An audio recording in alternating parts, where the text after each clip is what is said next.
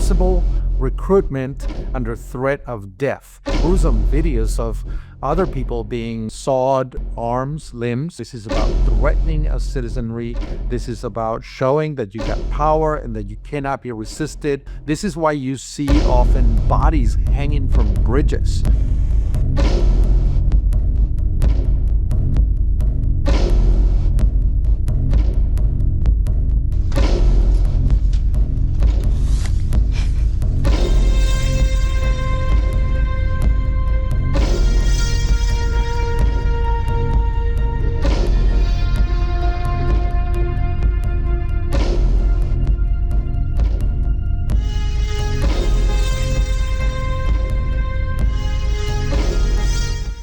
The presence of organized crime in Mexico is really old. These cartels have been in Mexico for decades, certainly since the 1960s when they began to sort of take the shape that they have today, structured hierarchical organizations. And like any organization, they often need labor. In other words, people that they recruit, not just to cross drugs, but also to, I guess, discipline the workforce and to serve as sicarios, in other words, gunmen who enforce the cartel's wishes. That's been quite common, but in my research back in the 90s and 2000s, most of it was done informally. In other words, these organizations would go to bars, clubs, or send folks to recruit, and they would go to poor sections in towns, favelas, and places like that, sort of to identify who were the kids, kind of, making trouble in the neighborhood and things like that. So they had a more informal way of recruiting. As Mexico, in the last 7, 8 years, allowed these organizations to operate with impunity throughout the country, these organized criminal cartels began to recruit forcibly individuals that may otherwise not have been good candidates for operating in the cartel or conducting all the different activities that they've expanded into: kidnapping, car theft, pushing drugs, drug trafficking across the border, enforcing the rules of the cartel, punishing those that may flaunt the rules established by the cartel boss, or essentially collecting the extortion from businesses and such. So as their activities have expanded, and as the Mexican government has allowed them to operate with impunity, they began to be more brazen about the way they recruited. I was in Guadalajara, Mexico, in early December. This is before the Teuchitlan case came to light. And some of the folks that I interviewed there said that these cartels were going into cities around like Zacatecas and Guanajuato and towns and small towns and cities and in the Mexico state, and telling these young men that they had a job opening. And then they would ask them to take a bus, even buy the ticket for them. And then they would take the bus, end up in Guadalajara, which is, a big city, and then somebody would receive them, presumably to get them to work, and then they would take them to these facilities, this ranch in particular. By the way, this is the modus operandi that's been in place for a while. And then once these young men were captive in these particular places, they were given the choice to either join the cartel and begin training in weapons and the operations. And sometimes it was very cruel training. It's a little bit like camps in the military, where you find, some sergeant yelling at them and threatening them, or else they would simply kill them if they refused to, and they said they didn't want anything to do with it. They just simply wanted to leave and such. They would sometimes be shot and also made an example for others that did not want to collaborate.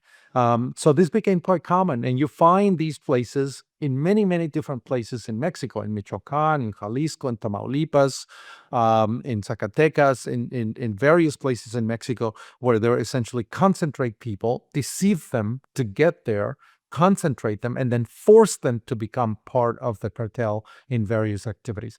This has been going on for a while. I mean, this is not new. It's been going on for at least 7, 8 years, possibly before, but it's acquired a different shape, I think, in the last few years, which is essentially a forcible recruitment under threat of death. And this is exactly what we saw in Tenochtitlan. The presumed number of folks that were killed in Tenochtitlan and then incinerated in sight is up to 1,500 people. In a place in Tamaulipas, they found 500 kilograms of bones. So this is a harrowing scenario. This is a nightmare scenario for Mexico, but it is the way that the cartels have moved to recruit and expand their activities.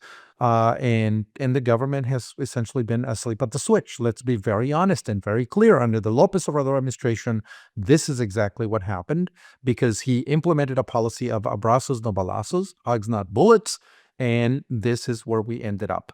Cartels forcing young men as young as 15 and 16, deceiving them with a job offer to get to that site, and then essentially, if they didn't want to join, exterminate them. I think the most recent study on the workforce of organized crime that I read is by another Mexican scholar who's, I think, in Switzerland. And I think it was a really interesting study. What he did is try to calculate what is the size of the workforce, the criminal workforce in Mexico. People operating with different cartels, big and small, in different corridors, different territories, different cities, and different places, and different activities in Mexico. He estimates that at least 300,000 people work in organized crime. Well, if a lot of them get killed, if a lot of them escape, if a lot of them don't want to cooperate, or if you're exterminating some of them that become undisciplined, steal from you, or don't want to follow the rules, then you have to recruit thousands. Even if you have a turnover of 2, 3, 4, 5%, 10%, who knows exactly what the turnover might be in these in this criminal underworld, then you're going to need to recruit thousands of them per year. And if you're expanding, you also need thousands. So the criminal enterprise in Mexico has become a very large percentage of GDP. Because we have to think of it as a market. We have to think of it as economic activity. It's illegal, it's black markets, it's organized crime, but at the end of the day, it's still economic activity. And these are businesses that operate with people, and they have to collect the money, and they have to distribute the money, and they have to pay, and they have to do all kinds of things. So it potentially could be in the tens of thousands a year that people are being duped, forcibly recruited. And of course, even if a small number of these tens of thousands of people that are being lured into the business say simply, I don't want to participate, then you end up with extermination camps in the thousands. We've seen videos of the kinds of tactics that they use. Obviously, killing each other. I mean, you have to demonstrate. It's almost like any gang. You see it in El Salvador or Brazil. You have to go out there and kill somebody because now you're guilty, and now you are part of us, and now you're also guilty of a crime. So you have no choice but to join us. So killing each other, killing one of the other individuals there, perhaps even those that are being recruited, killing the individual that refuses to simply join in voluntarily, then that's proof. That's a kind of a rite of passage. That's a way in which you demonstrate that you're willing to cooperate and that you're willing to go that far. Burning others, maiming others. I've seen really some gruesome videos of other people being sawed arms, limbs in general. Even, I saw a rather gruesome video of somebody who was just opening the chest of another individual and taking the heart out. These kinds of things are apparently happen. Uh, but it is a way of desensitizing. However, there is one other thing that I think we ought to look at very carefully, and that is the use of drugs. Because I think that very often the people that participate, once they're recruited and they're deployed onto the territory to conduct the different criminal activities, they're often under the influence of drugs. And that also desensitizes you. It sort of dumbs your conscience, dumbs your ethical scrupulous, and then you execute what you have to do. So I'm guessing that not just the training that you have to undergo and the cruelty you have to demonstrate that you're capable and willing to conduct cruelty on other bodies, other folks. But also you drug yourself so that you can go out in the streets and conduct these activities without thinking too much about it. It's a way of numbing not just your body, but your conscience and your ethical compass and things like that.